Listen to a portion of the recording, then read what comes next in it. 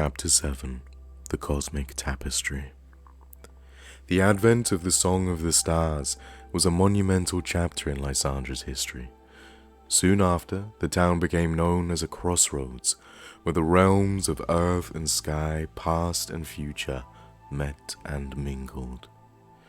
But with this newfound fame came questions that begged to be answered. What responsibilities did Lysandra hold as a cosmic meeting point? What wisdom should be shared, and what should be guarded? A council was formed to deliberate on these matters, including Mara, Eliana, and other elders, as well as visiting scholars enchanted by the town's mystical aura. They met beneath the Elendrial Tree, which seemed to acknowledge the weight of their discussions by letting its leaves glow in ever-changing hues. While the council convened, Eliana felt restless. She found herself drawn back to the stone circle of Aloria at dusk. As she hummed the celestial tunes, the stones vibrated gently, and the sky responded with a shimmering display of orbs, a phenomenon never before seen in Lysandra. The ethereal display caught the attention of the council. They took it as a sign and reached a unanimous decision. Lysandra would be a sanctuary of cosmic wisdom, a place where knowledge would be preserved, but also a space where ethics of its use would be deeply considered. Days turned into weeks, and the town saw the arrival of gifted artisans who were inspired to create works of art that captured the essence of the celestial tales. A tapestry was crafted, vast enough to fill an entire hall. Threads of gold and silver wove intricate patterns depicting constellations, mythical creatures, and cosmic events. It became known as the Cosmic Tapestry, a testament to Lysandra's newfound role as a keeper of universal wisdom.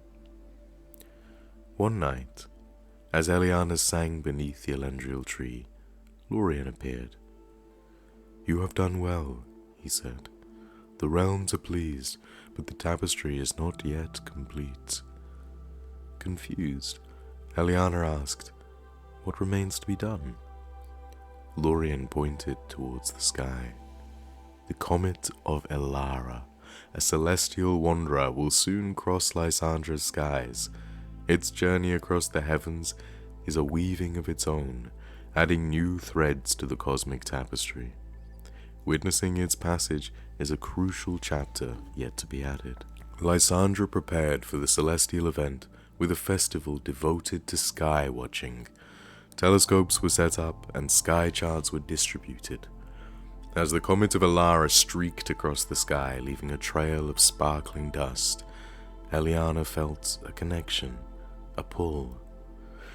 She hummed a new tune, one she had never heard but felt instinctively. The cosmic tapestry shimmered in response, as if acknowledging the new addition to its weave. It was clear that Lysandra's tapestry, both literal and metaphorical, was an ever-evolving work, each thread a story, each knot a lesson, each space a question yet to be answered. The comet's passing left the town in a reflective mood. A collective understanding settled over its people. They were not merely spectators in this grand cosmic dance. They were active participants, each playing a role in weaving of a tapestry as vast and as intricate as the universe itself. Chapter 8 The Dreamwalkers Guild. News of the comet of Elara's passage and Lysandra's evolving cosmic tapestry spread like wildfire, reaching distant lands and hidden realms. Among the many visitors drawn to the town were a mysterious group known as the Dreamwalkers. Cloaked in garments that shimmered like the night sky, they possessed the unique ability to navigate the dreamscape and communicate with celestial entities. The Dreamwalkers approached the council with a proposition: to establish a guild in Lysandra that would train those showing promise in traversing the dreamscape and interpreting celestial signs. In return, the guild would offer their knowledge to the people of Lysandra, ensuring a continuous flow of cosmic wisdom. Recognizing the potential for mutual growth, the council agreed, and thus the Dreamwalkers Guild was established. Under the massive boughs of the Elendrial Tree, a hall was built, with high ceilings adorned with constellations and walls lined with ethereal tapestries that moved with a life of their own. It became a sanctuary for all things dream-related. Eliana, curious and eager as ever, was among the first to join the guild. Here she learned to refine her connection with the dreamscape, to call upon celestial beings for guidance, and to weave her own dreams into tangible experiences. Her first journey as a trained dreamwalker was nothing short of magical. Guided by her mentors, she navigated through a realm of floating islands, met with beings of pure starlight, and conversed with ancient cosmic entities that whispered secrets of the universe. But it wasn't all about ethereal travels. The guild played a vital role in Lysandra's daily life. They helped farmers predict weather patterns, assisted healers with insights from dream diagnoses, and provided counsel during town meetings. Over time, the guild's reputation grew, and the dream seekers from all over journeyed to Lysandra, hoping to harness the power of their dreams and uncover the secrets of the cosmos. But not just anybody could become a dreamwalker. The process required a rigorous training, innate sensitivity to the dreamscape, and an unwavering ethical compass. Lysandra flourished under the combined wisdom of the Dreamwalkers and the legacy of the Song and Stars. With the town pulsating with cosmic energy, a new dawn of understanding and connection to the broader universe began. Yet with great knowledge came great challenges. There were hidden realms and entities not entirely benevolent, and the Dreamwalkers often found themselves in the role of guardians, ensuring that the balance between Lysandra and the cosmic entities remained harmonious. Chapter 9: The Shadow's Descent. Lysandra, bathed in its newfound cosmic splendor, was thriving. Yet, as the town radiated light, it also cast a shadow. As the Dreamwalkers ventured deeper into the dreamscape, they began to notice a growing presence, a cold, creeping darkness that lurked on the fringes of their vision, always just out of reach. Eliana, during one of her dream journeys, came face to face with this shadow. It manifested as a cloaked figure, face obscured, its aura exuding a sense of unease. Before she could communicate, the shadow vanished, but not before leaving behind an icy chill and a foreboding sense of dread. Alarmed by her encounter, Eliana convened a special session of the Dreamwalkers. They meditated together, trying to connect with this mysterious entity. What they discovered was unsettling.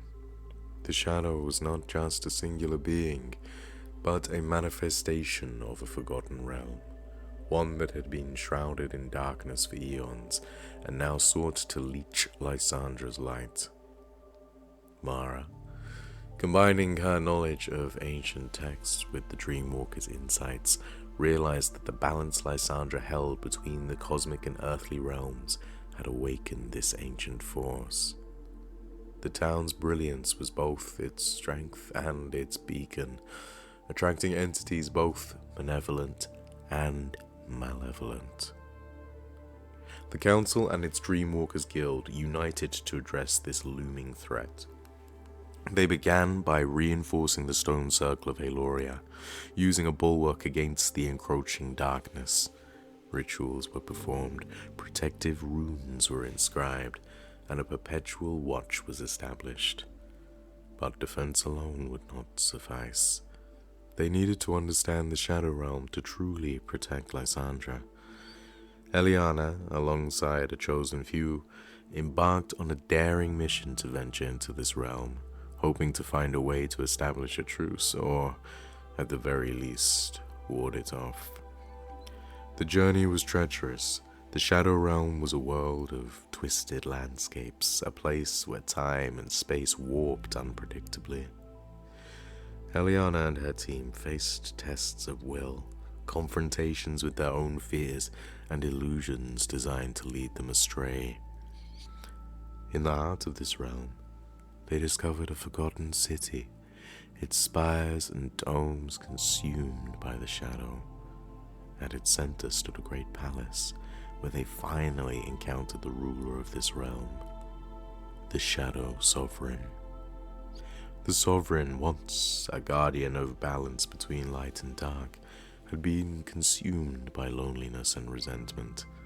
Seeing Lysandra's brilliance had awakened a deep-seated desire to reclaim lost glory. Yet, amidst the anger, there was also a plea for understanding. Realizing that confrontation would not yield results, Eliana extended an offer of dialogue.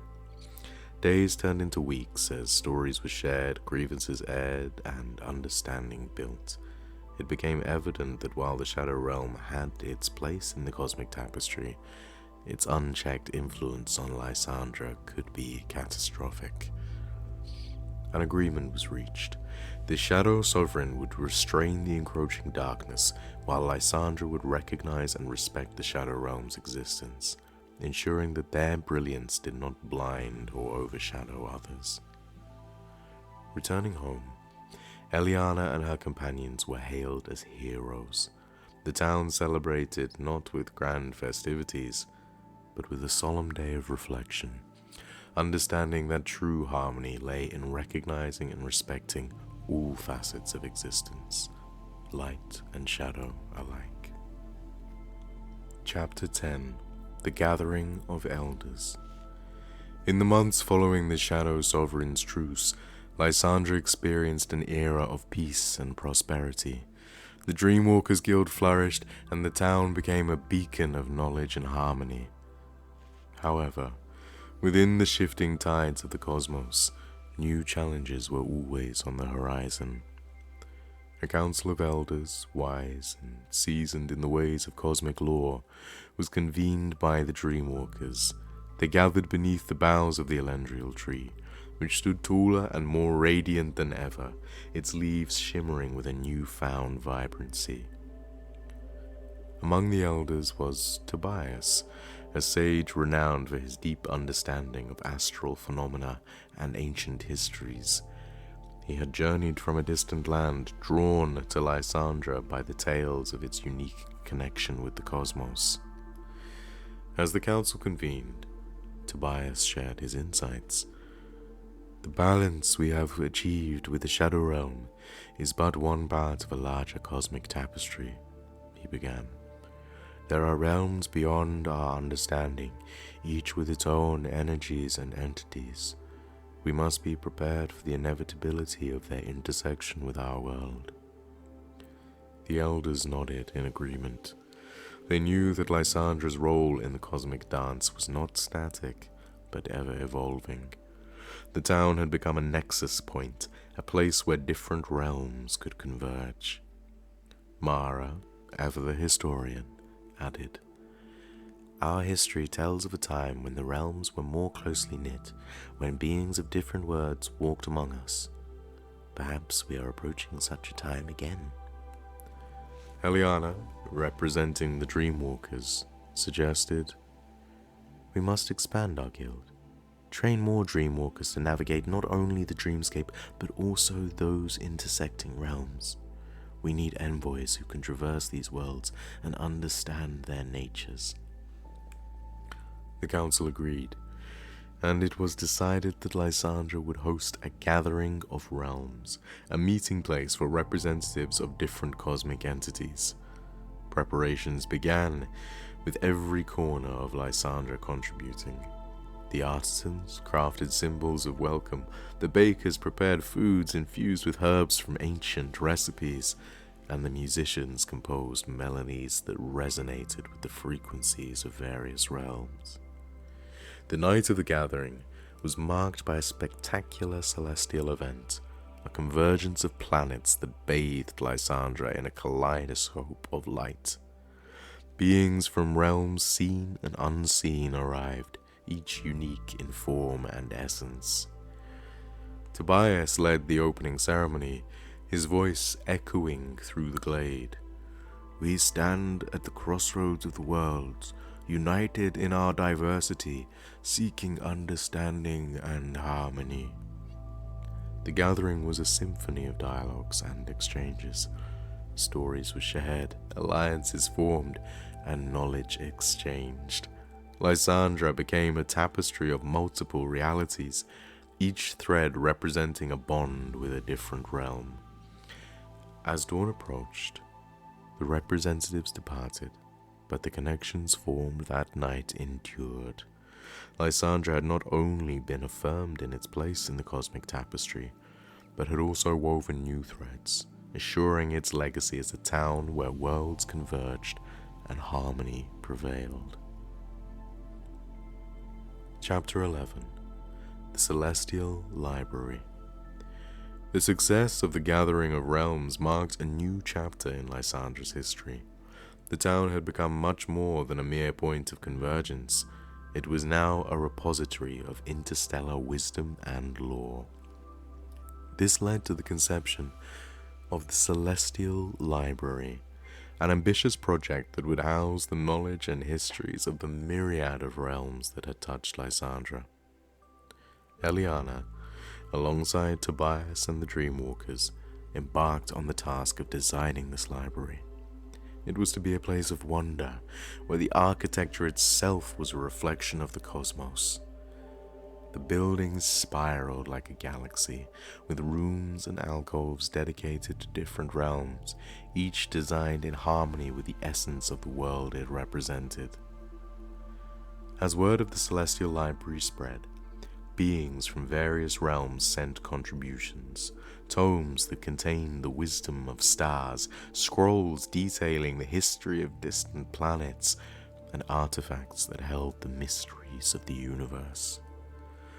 The library was a microcosm of the cosmos, a place where one could traverse galaxies simply by walking its halls. Tobias took on the role of chief archivist, his years of study and exploration making him uniquely suited to the task. Under his guidance, the library became a center of learning and enlightenment. Scholars, dreamers, and seekers of knowledge from across the realms came to Lysandra, drawn by the allure of the Celestial Library. One day, a mysterious artifact was brought to the library, an ancient astrolabe that was said to show not just the stars of the current sky, but the constellations of the past and the future. Tobias, intrigued by its potential, began a meticulous study of the device. As he aligned the astrolabe to the night sky, a hidden compartment opened, revealing a map. This was no ordinary map.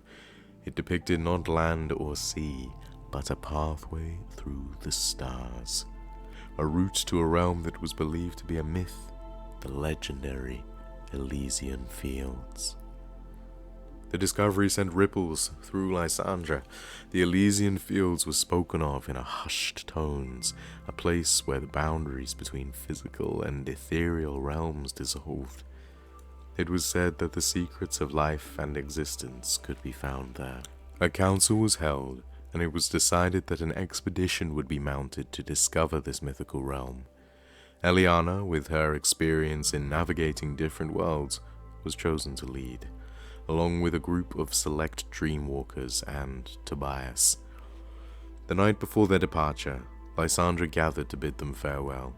The town square was alight with lanterns, and the air was filled with music and the scent of blossoming night flowers. It was a celebration of the unknown, a testament to Lysandra's enduring spirit of discovery. As the first light of dawn touched the horizon, the expedition set out, guided by the ancient astrolabe and the map of stars. Their journey would take them beyond the known cosmos, into the heart of legend and mystery. Chapter 12. Voyage to the Elysian Fields.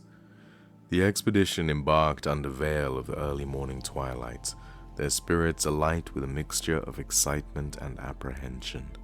The ancient astrolabe, now affixed to the hull of their vessel, a craft designed by the finest artisans of Lysandra, glowed softly, its intricate gears and dials aligning with the celestial map.